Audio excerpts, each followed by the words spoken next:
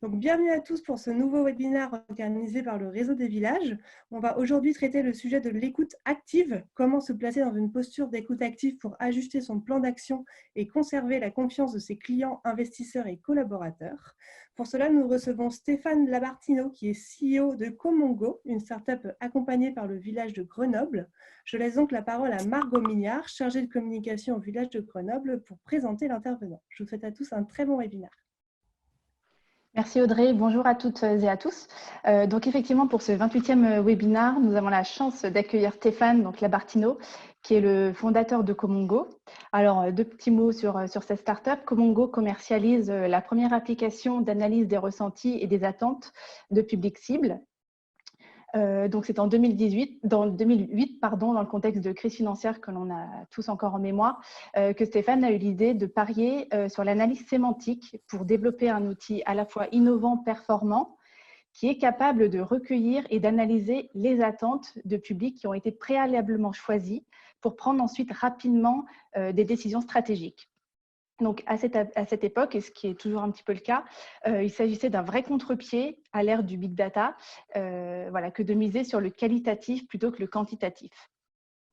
Aujourd'hui, avec la période et la crise de Covid que nous traversons, sa démarche, elle prend plus que jamais tout son sens, puisque la période post-Covid qui va s'ouvrir va nous obliger à communiquer différemment, peut-être avec plus de cohérence, d'humilité, de proximité. Et savoir délivrer le bon message aux bonnes personnes sera un des enjeux de la communication à venir. Et on va voir que l'écoute sera la clé justement de ça. Je vais laisser Stéphane en parler mieux que moi. Merci Margot, merci Audrey. Bonjour à tous. Margot, merci pour ce joli témoignage sur Comongo. Aujourd'hui, c'est le propos de ces 20 minutes de présentation et j'espère des questions qui suivront, mais absolument pas pour promouvoir ce que déploie, ce que développe Comongo aujourd'hui, même si l'essence de ce que je vais présenter en termes de positionnement, d'écoute active, pour mieux orienter, mieux ajuster nos discours et nos actions, oui, fait partie des fondamentaux que l'on développe dans Comongo. Je vais essayer aussi dans mes propos de les illustrer par des exemples. S'il n'y a pas assez d'exemples, j'inviterai l'audience à poser des questions et à demander de peut-être d'être plus concret. Et si besoin, j'essaierai de détailler encore une fois par des sujets, par des exemples ou des clients, des situations que j'ai connues avec des clients.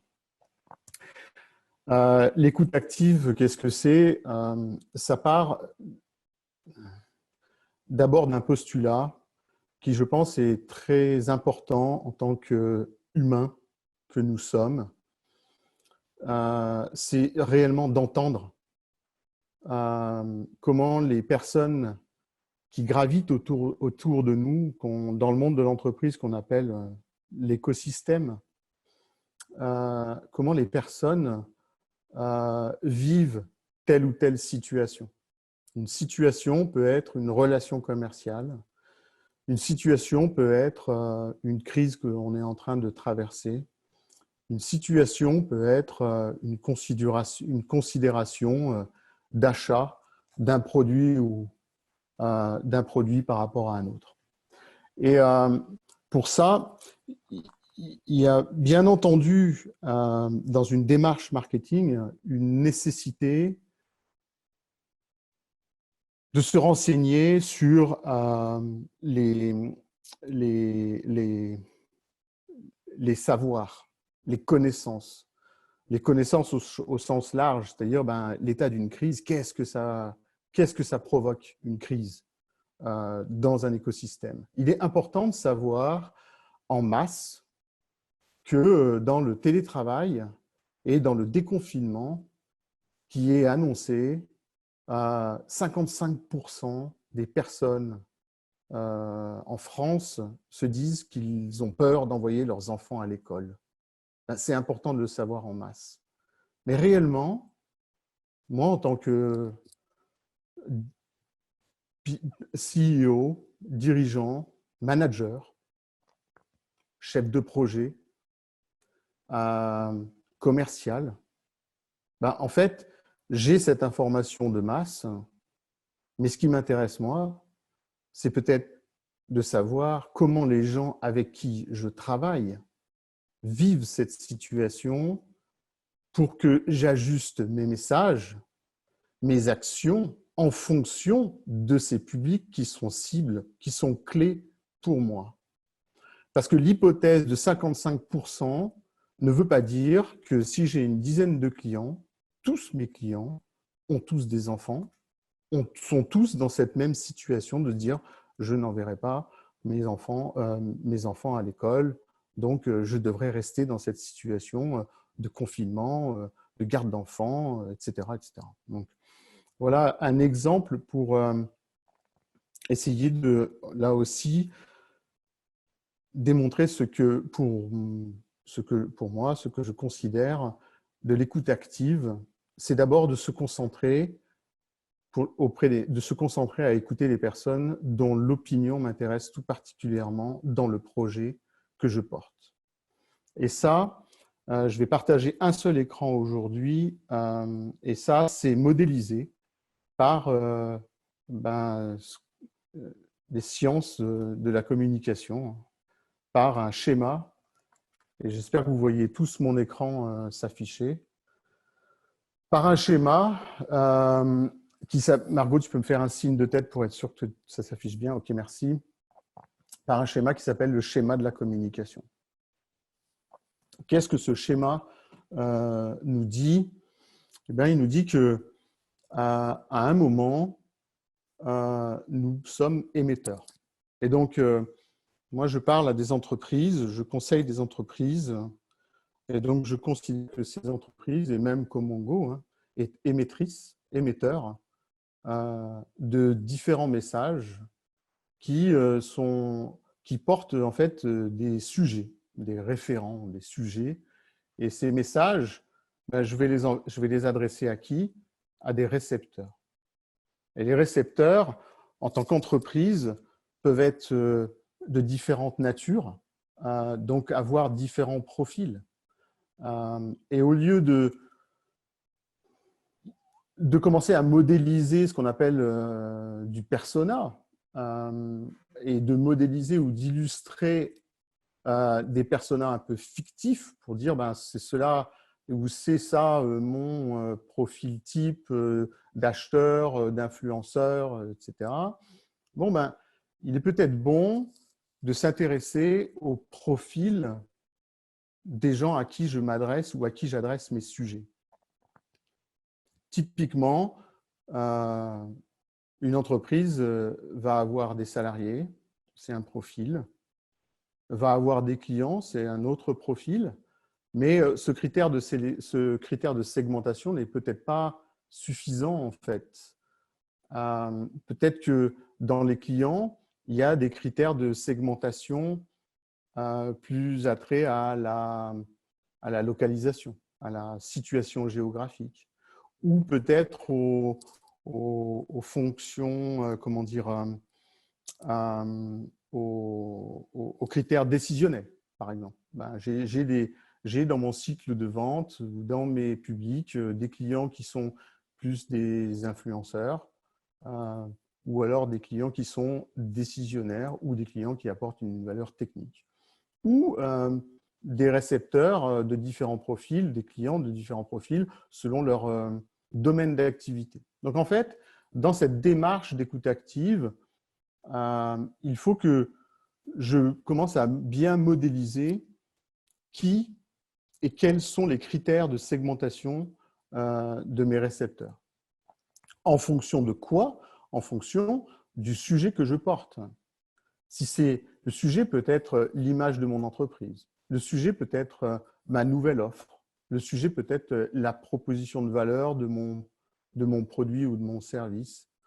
Le sujet peut être la communication managériale ou la stratégie de management ou une conduite de changement. Enfin, voilà. Le sujet peut être de différentes natures. Il est bon de comprendre en fonction de ce sujet à qui je m'adresse. Ceci parce que, en fait, sur les sujets, si on parle de sujets d'image de marque, par exemple, l'entreprise, naturellement, envoie des signaux communicationnels en permanence, ou pas d'ailleurs, mais très souvent des signaux communicationnels auprès de ses récepteurs. Si je veux être sûr de l'impact réel de mes récepteurs, de mes messages sur mes récepteurs, ben, il faut que j'actionne ce que le schéma de la communication nous dit, c'est un mécanisme de rétroaction, c'est-à-dire de recueillir du feedback. Et c'est ce feedback-là qui va me permettre d'enrichir constamment mes messages.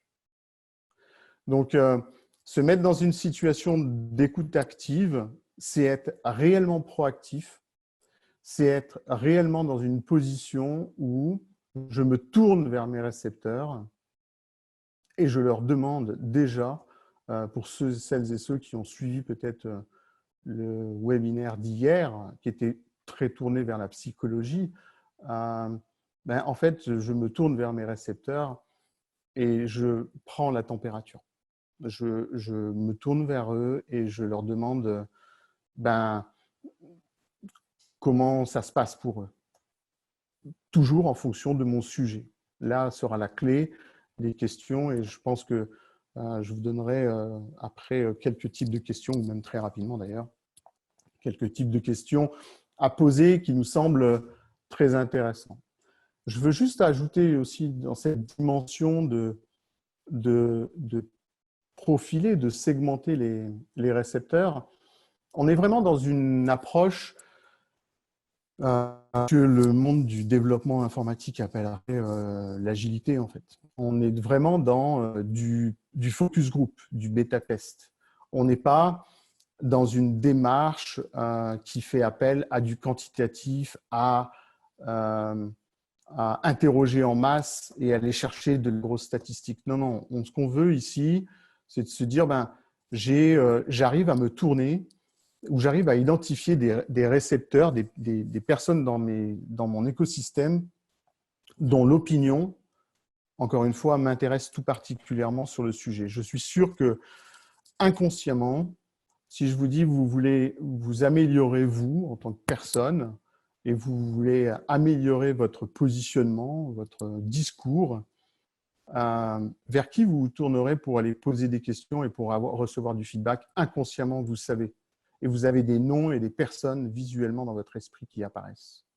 C'est cette démarche-là, très naturelle, qu'il faut modéliser en fait dans le schéma de la communication.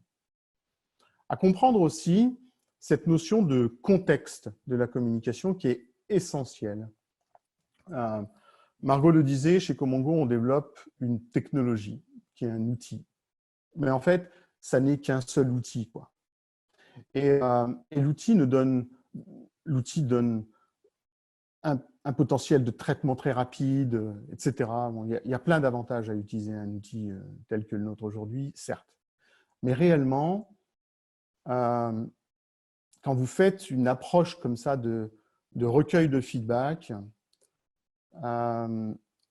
c'est vous, en fonction de votre contexte, qui allez prendre des décisions qui sont bonnes pour vous. Parce que vous aurez sélectionné vos récepteurs et vous aurez, vous, votre contexte. Le contexte, c'est vos priorités en tant qu'émetteur. Les priorités en tant qu'émetteur, c'est j'ai 18 mois de cash devant moi. Donc, on me demande de changer plein de choses. Mes récepteurs ont une très belle ambition pour moi, mais je sais qu'à court terme, je ne peux peut-être pas faire comme ça. Ou peut-être qu'il peut y avoir d'autres contextes, d'autres paramètres qui vous sont propres. Hein, besoin de déménager, besoin d'autres priorités d'embauche, etc. Mais en fait, c'est ce qui est très important dans cette approche très qualitative du recueil de feedback, c'est que à tout moment, c'est vous, l'émetteur, qui décidez.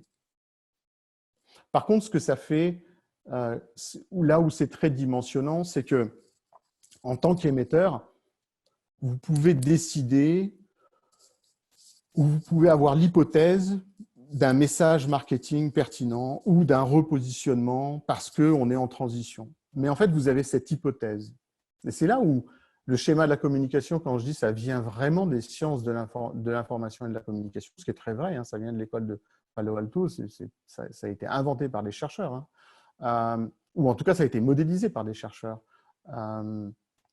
Eh bien, ces hypothèses de sujets et de messages, comme quoi 55% de la population en France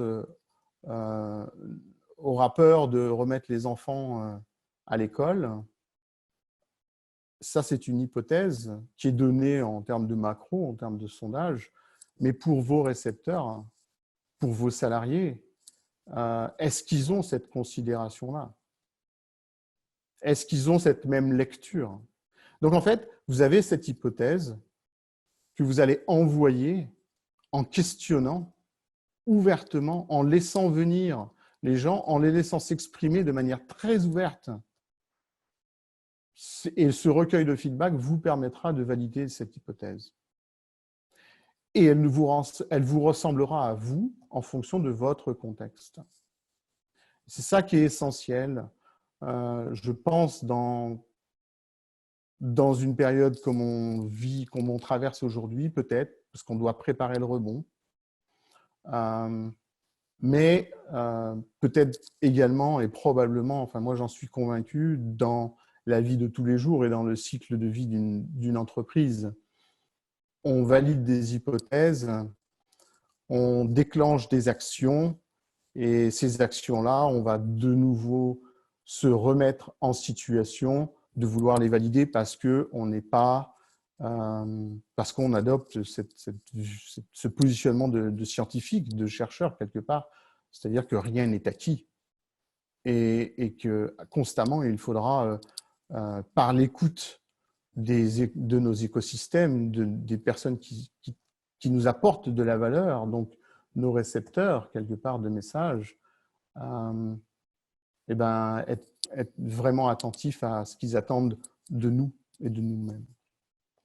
Donc, si je regarde un peu le temps là, parce qu'on atteint les 20 minutes, si je peux également donner quelques idées sur comment, après avoir dit beaucoup de choses sur peut-être le pourquoi, comment questionner les récepteurs, comment recueillir un maximum d'informations très utiles pour moi et de manière très simple également.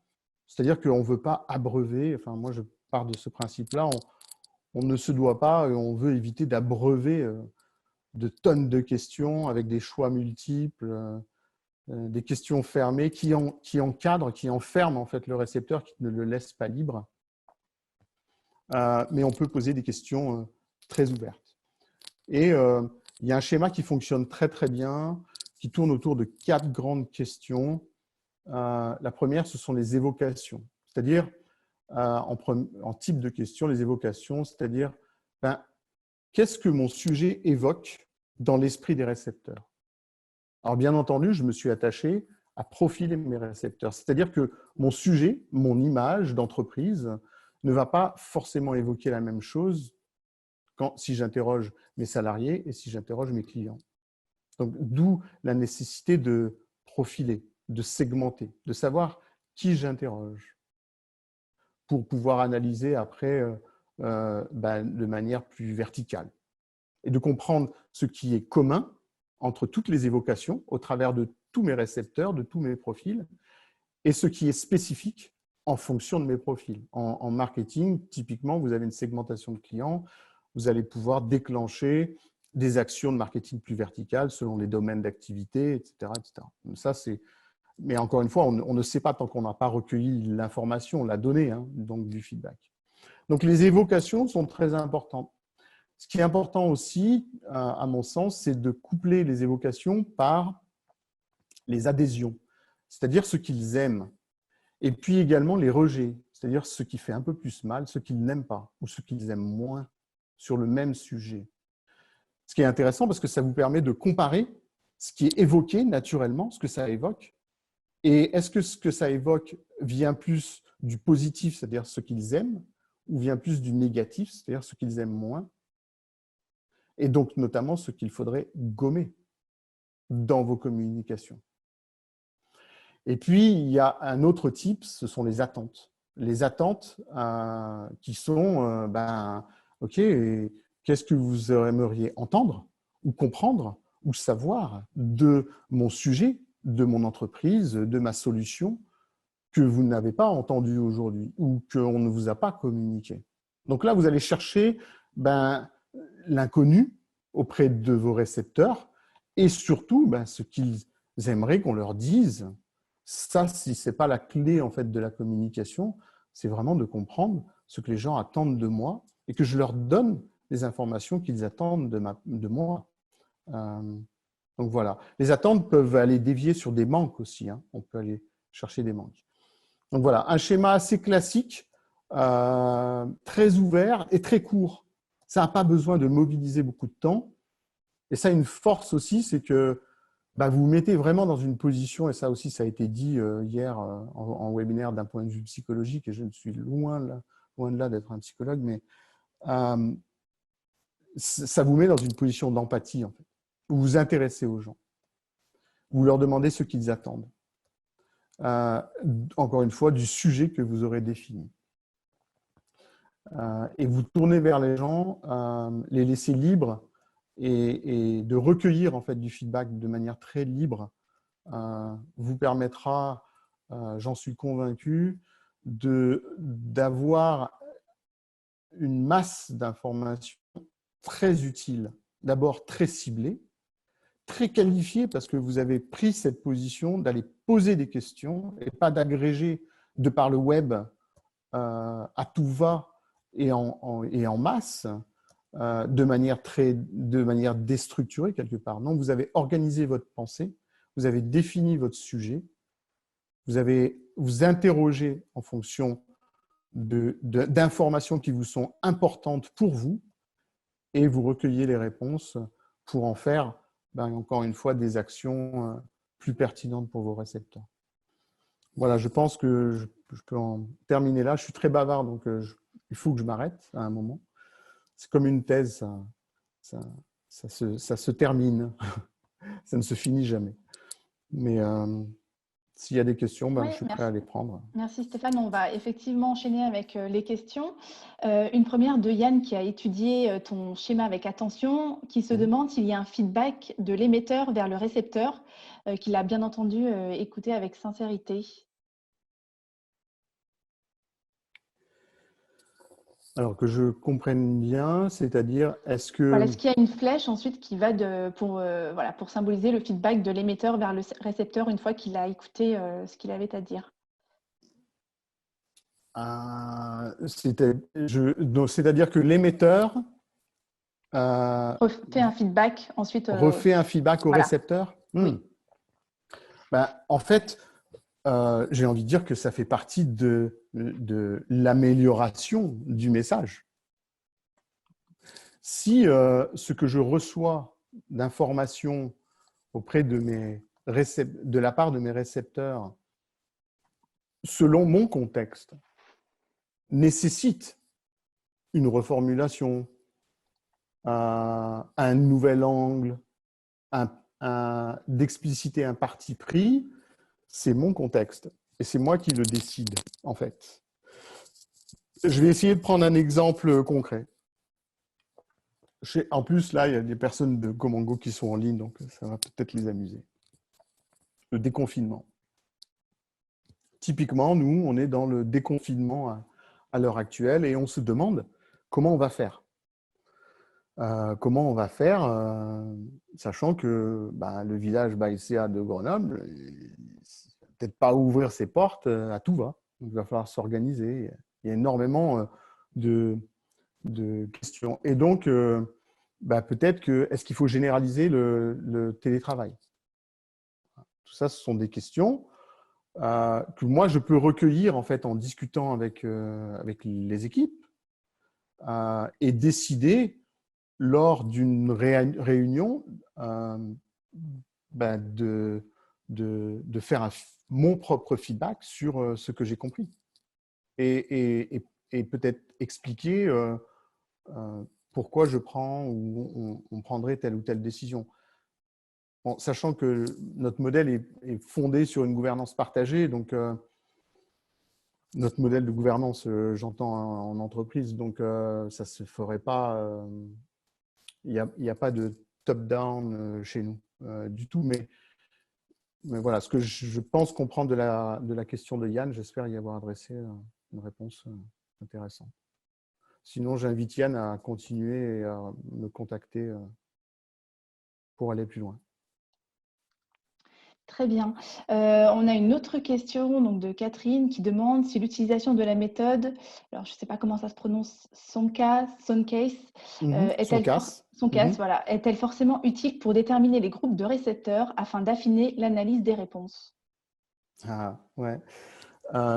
Donc, Soncase, de ce que je me souviens de mes cours de vente, c'est une méthode, c'est une technique de vente, en fait, où je vais classer, catégoriser différents profils de prospects ou de clients sur des facteurs de sécurité, d'orgueil, de nouveauté, voilà, de confort, de argent, confort, sympathie, environnement. Voilà, c'est ça. Environnement, je ne me souvenais pas. Mais... Donc, voilà. Donc, Catherine, moi, je dirais là, c'est toujours pareil. Je dirais que la segmentation des récepteurs se fait en fonction de la connaissance du contexte de l'émetteur. C'est-à-dire que si la segmentation des différents publics, donc des différents clients, par exemple, et une segmentation fondée sur un découpage de son casse est pertinent, ben oui, pourquoi pas. Mais pour le coup, il me paraît, dans une approche qualitative et d'audit, ça me paraît compliqué, parce que ça fait beaucoup de catégories quelque part. Il paraîtrait plus pertinent de me dire, bon ben, j'ai plutôt des critères, soit encore une fois de domaine d'activité. Je suis une solution SaaS et je vends à des industries différentes qui peuvent être des industries de la finance comme des industries du pneumatique. Bon ben, oui, là c'est un vrai critère différenciateur, différenciant. Mais aussi, ça peut être en fonction de ce que je disais tout à l'heure, du niveau de hiérarchie ou du niveau décisionnel de mes interlocuteurs.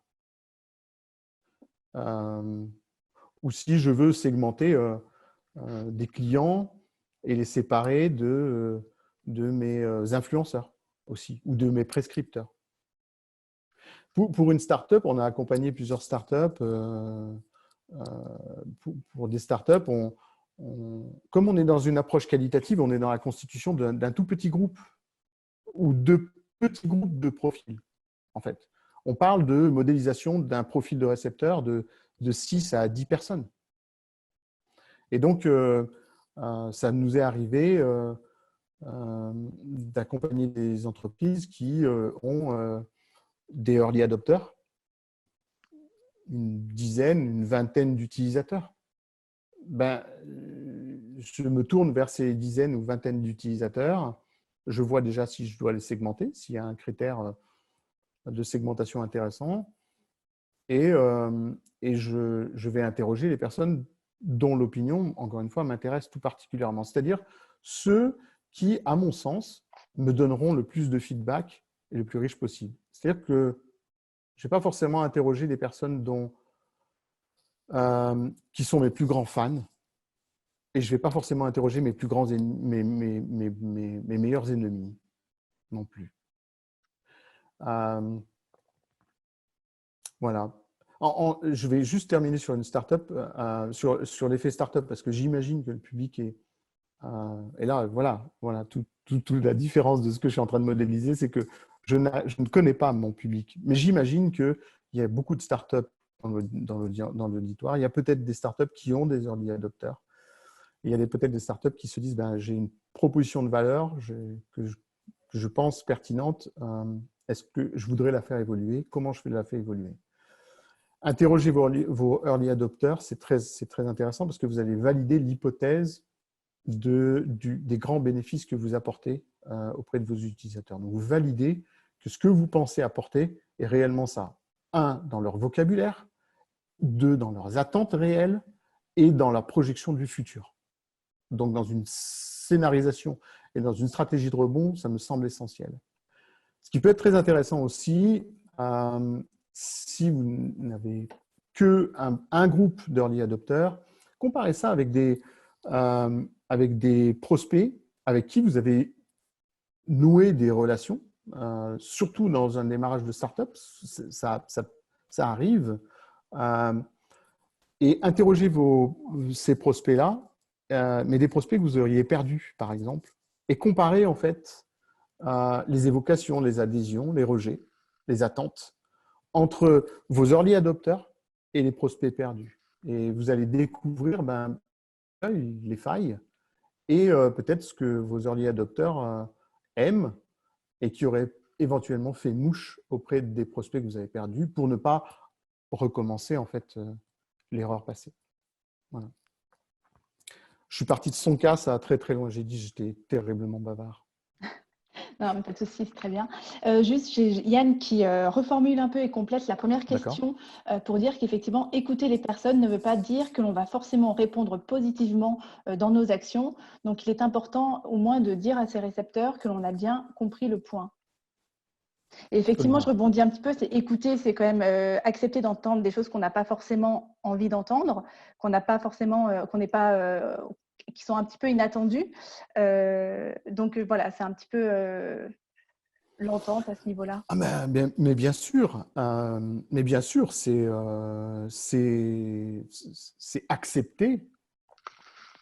accepter l'opinion de l'autre. Mais en fait, c'est se mettre en position d'écoute pour développer une stratégie, pour apporter une solution qui a du sens. Du sens pour nous, certes, ça nous met, mais en tout cas, ça peut nous mettre dans une situation où, bien sûr qu'on est challengé, bien sûr qu'on n'aime pas forcément entendre ce qu'on entend, parce que c'est violent, et c'est vrai, des fois, les feedbacks peuvent être acerbes, mais que vaut-il mieux? Les occulter ou vaut-il mieux les entendre pour comprendre ce qui serait bien de mettre en place pour les gommer? Encore une fois, c'est pas questionner qu'est-ce que vous n'aimez pas en moi. Non, il faut aller questionner. Et c'est pour ça que tout à l'heure, je parlais des 4 types de questions. Je pense que ces 4 types de questions sont une base minimum. C'est-à-dire que je dois recouper mes informations.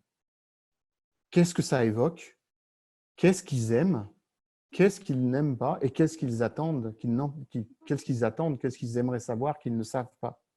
Donc, ça permet vraiment de voir de différentes perspectives, en fait, pour nous aider, par ce recueil de feedback, à trouver des solutions. Et oui, des fois c'est une conduite de changement. Dans une entreprise, c'est des fois compliqué. Il faut savoir pouvoir l'expliquer et ça ne nécessite pas forcément d'écouter pour écouter. Si ça met à mal l'entreprise, le projet, il faut savoir l'expliquer en fait. Bien sûr. J'espère que j'ai été plus précis cette fois pour Yann. Très bien. J'ai une question d'Alain. Est-ce que cette approche est envisageable dans un contexte de situation de crise type incendie de l'usine de Lubrizol à Rouen, pour laquelle la communication vers le grand public a été plus que confuse, contradictoire et génératrice de surcrise? Donc là, en fait, on est en train de… ce que j'entends dans la question, c'est est-ce que c'est applicable dans un modèle un peu B2C? C'est-à-dire que j'adresse le grand public, etc. Oui, je pense que c'est applicable parce que un journaliste pourrait vouloir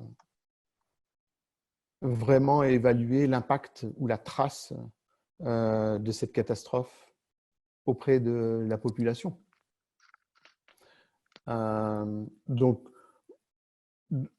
le maire, la mairie, pourrait se dire il faut qu'on interroge les administrés, il faut être au plus proche des administrés pour agir le mieux possible et ajuster nos actions le mieux possible. Nos actions, ce sont nos discours et nos actions. Comment on va organiser notre population, par exemple, dans les prochains jours. Sauf que là, enfin, ça reste quand même une situation de crise où il faut réagir très très vite. Donc ça veut dire qu'il faut quand même être un peu préparé. Il faut pouvoir se dire j'ai des administrés, grand public, représentatifs, et je vais les interroger très rapidement, etc. Dans ce qui nous amène peut-être plus dans le monde de l'entreprise, on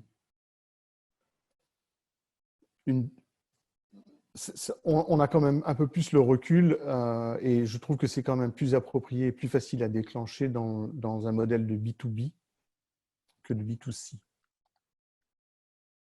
Voilà. Typiquement, des enquêtes qualitatives peuvent être menées sur ce modèle-là. Hein. C'est-à-dire je monte des focus group auprès de grands publics à travers la France, etc. Il y a des organismes qui le font très bien, mais ça coûte énormément cher.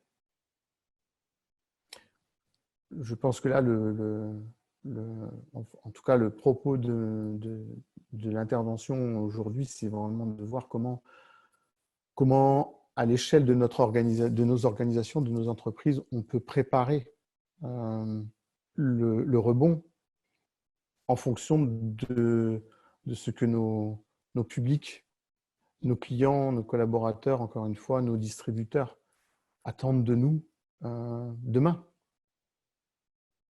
Le demain qui est… ça dépend de l'échéance de demain, en fait. Hein. Ça, c'est propre au contexte. Hein. Aujourd'hui, je pense beaucoup au 11 mai, mais je sais qu'on va finir là et il y a le Premier ministre qui va faire des annonces. Donc, j'ai mon contexte. Voilà. J'espère que ça répond un peu à la question de Alain. N'hésitez pas à nous le dire en commentaire, en tout cas. Est-ce qu'il y a vraiment des règles d'or ou un processus vraiment spécifique pour réussir à cartographier justement ces publics cibles, notamment les prescripteurs, et reparler peut-être un petit peu de la volumétrie, je pense, qui est important. Donc, je n'ai pas entendu la première partie de la question. Non, je disais, est-ce qu'il y a vraiment des règles d'or ou un processus bien spécifique pour cartographier justement le public cible, les prescripteurs, justement, et si tu pouvais reparler un petit peu de cette volumétrie. D'accord. Alors,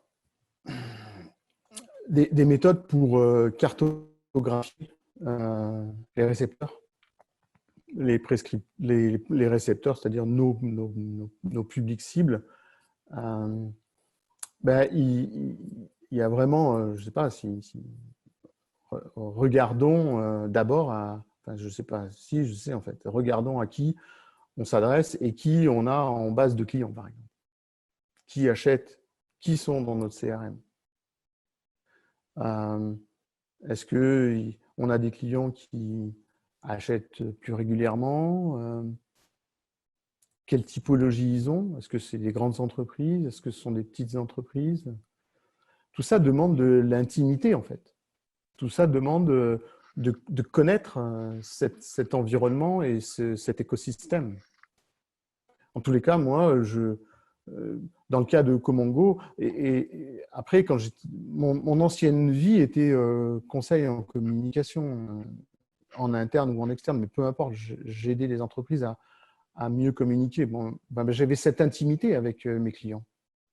C'est-à-dire que la première chose que je voulais savoir, c'est quel est l'état de votre portefeuille client, en fait. À quoi il ressemble? Qui sont ces gens? Quel profil ils ont? Comment ils se découpent? Aujourd'hui, dans Comongo, on adresse des petites entreprises, des très petites entreprises. On adresse des prestataires de services et on adresse des grands groupes.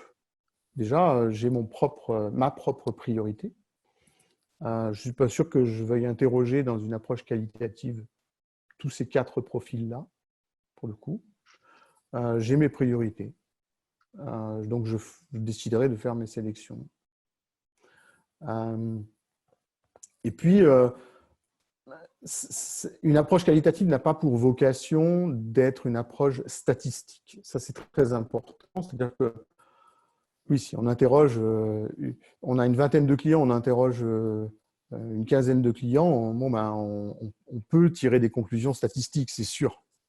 Parce qu'on a un pourcentage majoritaire, donc ça fonctionne. Mais l'approche qualitative n'a pas pour vocation de tirer des conclusions statistiques. Et donc, moi, mais par contre, dans la constitution du groupe, et là j'en viens à la constitution du groupe, un focus group, imaginez, enfin peut-être que beaucoup d'entre vous ont déjà organisé des focus group, des bêta-tests.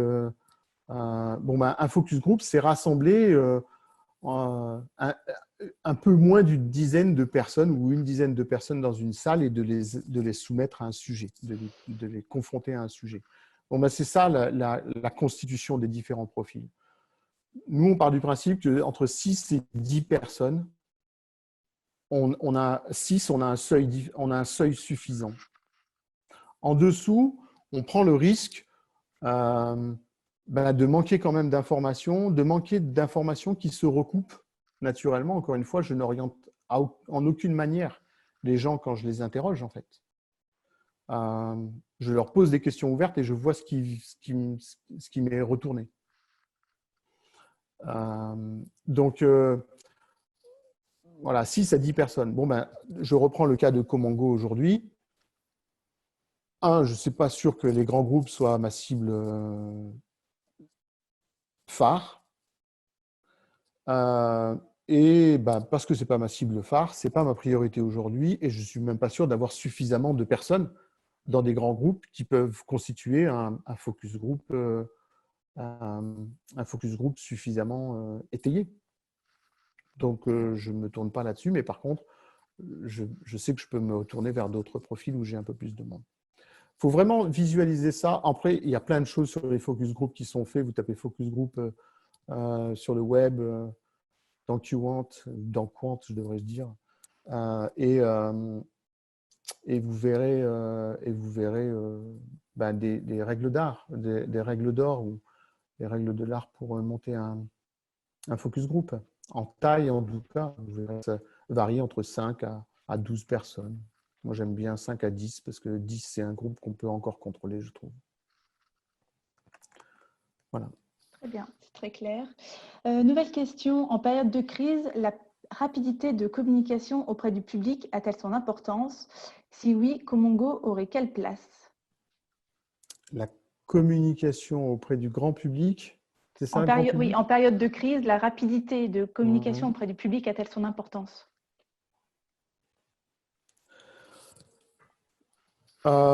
Oui, je pense qu'elle a son importance. Mais en fait, en période de crise, je pense que déjà la meilleure attitude, c'est de se présenter en face des gens avec qui on travaille et pour déjà les rassurer. Et donc, se mettre dans une position de questionnement, de s'intéresser à eux, ça nous met dans une situation de communication. Aller questionner des gens dans ce schéma que vous voyez à l'écran, questionner des gens, c'est déjà un acte fort de communication. Vous demandez l'opinion à des gens pour que vous puissiez formuler des solutions qui soient plus pertinentes pour elles. En fait, vous vous tournez, vous mettez dans une situation d'écoute pour développer des solutions qui auront plus de sens pour ces personnes-là. Vous vous mettez dans une situation de communication. Et il est vrai qu'en période de crise, moi je pense beaucoup, les premiers publics sont les salariés. Les premiers publics sont les salariés. Comment les salariés d'une entreprise, les équipes vivent cette transition? Je ne peux pas leur dire on va crever demain. Parce qu'en fait, je ne peux pas leur parler de mes états d'âme, en fait. Parce que eux-mêmes ont leur propre contexte, en fait. Ils ont leurs propres priorités. Et je me dois, avant toute chose, de faire preuve d'empathie, de les rassurer en leur disant qu'on va être là, qu'on va trouver des solutions, et que pour le coup, les solutions, ben, je les questionne volontairement pour avoir de la matière, pour trouver des solutions qui répondront à leurs attentes. En matière de crise, je pense que c'est une des premières choses à faire, avec la transparence. C'est-à-dire que oui, il y a des difficultés, voilà où on en est sur les difficultés, mais encore une fois, la transparence ne veut pas dire faire état des lieux de mon malheur à moi. C'est de faire état des lieux des solutions potentielles et de faire appel à, on appelle beaucoup l'intelligence collective. L'intelligence collective passe par je questionne, je fais travailler les méninges de chacun. Voilà. J'espère que ça répond aussi à la question. Ok. Autre question, cette approche est-elle intégrable dans un CRM afin d'affiner, rationaliser et optimiser les interactions commerciales, mais aussi faire émerger des besoins et des tendances? Le CRM pourrait alors être considéré comme l'outil de contextualisation. Ah ben, moi, je pense que oui. En fait, la méthode, la méthode, bien sûr que c'est intégrable. Le questionnement est intégrable. Dans le CRM, j'ai des cibles, j'ai des profils, je sais les catégoriser. Donc, je peux me tourner vers des gens comme ça. Après, la méthode, elle est transposable à tout type de situation, à tout type d'environnement. Ça, j'en suis convaincu. Mais c'est la méthode. Est-ce que la question, c'est est-ce que l'outil de recueil automatique, d'analyse automatique, etc., est-ce que ça, c'est transposable dans un CRM? Ben, c'est aussi très envisageable, absolument.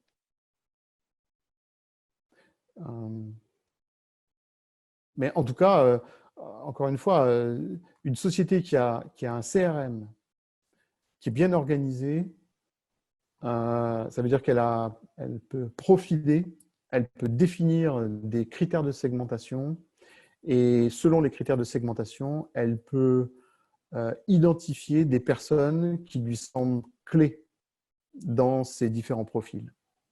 Et donc, se dire, ben, c'est ces personnes-là qui vont être un panel représentatif et ce sont ces personnes-là que je vais interroger. C'est une méthode très itérative, encore une fois. Ce n'est pas fait pour prendre du temps. Je modélise un petit panel ou des petits panels représentatifs, je les interroge, j'apprends et j'ajuste. Et peut-être que ce que je vais apprendre, c'est tiens, il faut que je creuse de manière plus quantitative les choses. Mais ça, on ne sait pas tant qu'on n'a pas recueilli la donnée, en fait. Mais de manière très itérative, c'est de l'agilité, en fait. J'ai quelque chose, je le présente à des panels tests, je recueille de l'information et j'ajuste.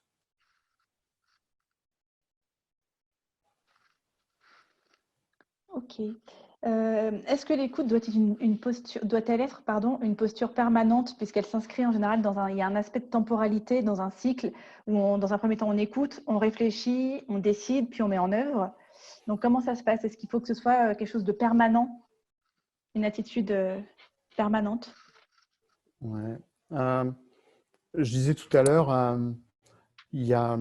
c'est un peu la position du chercheur, du scientifique en fait. C'est le dernier point, c'est ne jamais prendre pour acquis.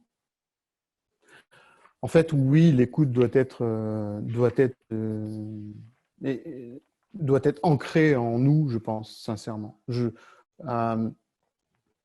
pense qu'un DIRCOM, un directeur communication, un directeur marketing, un dirigeant d'entreprise, un consultant en communication qui est intime avec ses clients, hein, sa première force, c'est l'écoute. Sa première force, c'est être attentif aux attentes et aux besoins des publics à qui il s'adresse pour faire remonter ces informations dans l'entreprise. Ces informations qui vont aller servir peut-être un board, mais qui vont servir le directeur marketing, qui vont servir peut-être les équipes de développement, qui vont nourrir la roadmap. Donc, oui, je pense que c'est une posture qui doit être, et je suis convaincu que les entrepreneurs sont la première chose. C'est ça, le client, j'ai pour habitude de dire aussi que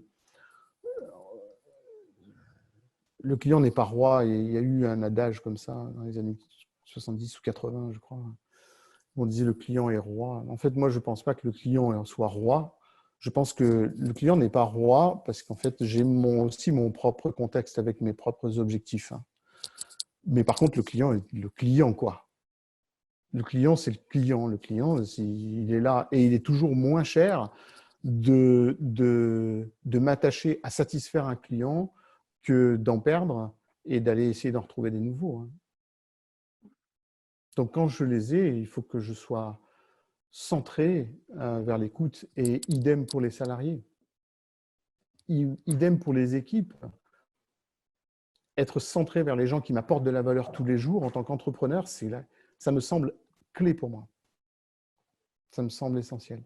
C'est ce qui me permet de ne pas perdre le lien aussi dans des périodes de crise comme ça avec des gens, avec des personnes, mon écosystème, mes clients qui sont dans un état de choc. Ma seule arme, c'est de me mettre à disposition et de voir comment je peux les aider, si tant est que je puisse les aider. Très bien, écoute, c'est la fin des questions. Effectivement, on aura effectivement noté qu'il y a un avant et un après post-Covid en termes d'approche commerciale et qu'il y aura peut-être de la part des publics beaucoup moins d'indulgence pour tout ce qui est un peu blabla, le pompeux, le creux, qu'il y aura plus d'attentes et d'exigences et que justement pour ça, l'écoute sera une posture saine à adopter. Elle sera à la base de tout. Voilà. Et bien, écoute, oui, je rajouterai, Margot, que c'est peut-être un espoir qu'on a tous. Moins de blabla, plus de proximité, etc. C'est peut-être un espoir qu'on a tous. Et ça, c'est un peu quelque chose qu'on voyait aussi dans l'émergence de la crise de 2008 qui disait Think global and change. Think global, act local. Voilà. Bon, oui, peut-être que en fait, dans ce schéma de la communication, c'est pas think global, act local, c'est peut-être act local and change global. Je pense qu'il n'y a rien de mieux que de se dire j'ai mon écosystème. La vérité n'est pas marquée dans le big data et sur le web. On le sait, elle n'est pas marquée dans le média. Si tant est, il y a une vérité, en tout cas, c'est m'attacher à écouter les gens qui apportent de la valeur ou qui m'apportent de la valeur tous les jours pour être sûr que je continue à leur apporter de la valeur. Donc voilà, je ne sais pas si ça apportera de la transparence dans sa globalité, mais mais c'est pas à pas, c'est très itératif. On apprend au fur et à mesure où on avance, en fait. On fait des pas. Et donc, on a des premiers clients et des clients qui évoluent. Ben, il faut savoir les suivre au fur et à mesure. On terminera sur ce nouveau mantra. Alors, merci beaucoup, Stéphane. Merci beaucoup Stéphane, merci beaucoup Marc. Merci beaucoup. Merci Audrey. Pour les participants, on peut se retrouver dès demain 14 h pour le prochain sujet, fonds d'investissement et start-up à impact, quelle réalité est durant et après la crise. On recevra donc Amundi qui investit dans des projets à impact et Bateau, une start-up à impact qui nous aideront à mieux comprendre leur fonctionnement et l'impact de la crise sur leur activité. Donc on se rejoint dès demain à 14 h. Encore merci Stéphane et Margot et à très vite. Merci. Merci beaucoup, à bientôt. Bonne continuation à tous. Bonne continuation.